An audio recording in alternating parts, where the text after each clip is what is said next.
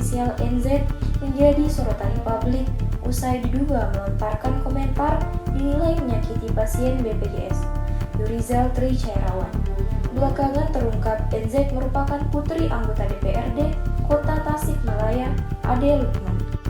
Ade Lukman mengaku terkejut dan terpukul setelah mengetahui polemik melibatkan putrinya. Ia mengaku belum sempat berbicara langsung karena NZ telah berangkat bekerja saat kasus itu mencuat. Ade memastikan akan meminta penjelasan langsung dari putrinya sepulang bekerja. Ia juga berjanji memberi nasihat agar lebih bijak menggunakan media sosial serta tidak mengulangi kesalahan serupa.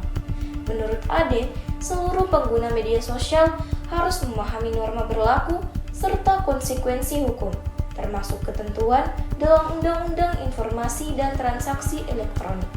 Ia juga mengungkapkan NZ merupakan anak pertama dari 4 bersaudara, meski tinggal di rumah berbeda sehingga komunikasi tidak terlangsung intens.